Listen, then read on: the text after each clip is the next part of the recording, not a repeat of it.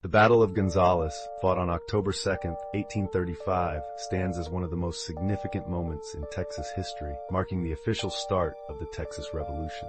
Often compared to the shot heard round the world at the Battle of Lexington in the American Revolution, this event signaled the settlers' defiance against Mexican authority. It sparked a movement that would ultimately lead to the creation of the Republic of Texas. The origins of the conflict lay in a small cannon provided to the settlers of Gonzales by the Mexican government in 1831.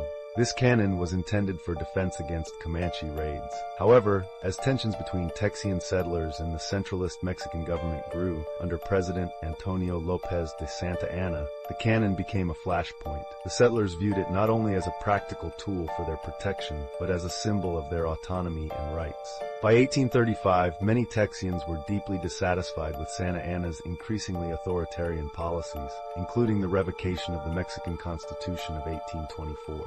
This constitution had granted them certain freedoms and protections. The growing sentiment for rebellion was fueled by frustrations over excessive taxation, lack of representation, and restrictions on immigration from the United States. The public mood among Texians was one of simmering anger, with whispers of revolt growing louder in communities across Texas. When Colonel Domingo de Ugartechea, a Mexican commander, sent a detachment of 100 soldiers to reclaim the cannon from Gonzales, the settlers refused. In an act of bold defiance, they raised a makeshift flag emblazoned with the now iconic phrase, "Come and take it," accompanied by a black star and an image of the cannon. This declaration of resistance electrified the region, inspiring other communities to rally behind Gonzales. The confrontation itself was relatively small in scale. The Texian force consisted of only about 140 settlers, hastily assembled and armed with little more than rifles and the disputed cannon. Despite their limited resources, they successfully drove back the Mexican troops, who were outmaneuvered and forced to retreat after brief skirmishes.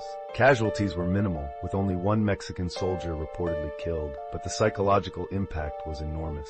The significance of the Battle of Gonzales lay not in the number of participants or casualties, but in its symbolic value.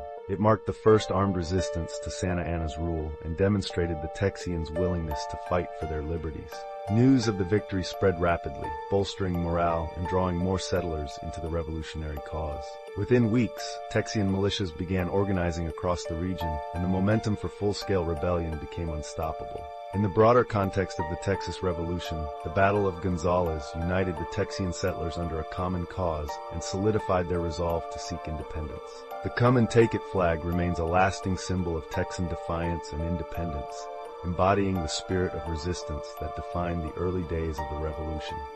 For the settlers of Gonzales and their compatriots across Texas, this small but decisive stand against oppression laid the foundation for a new chapter in history, one that would lead to the establishment of the Republic of Texas and its eventual annexation into the United States.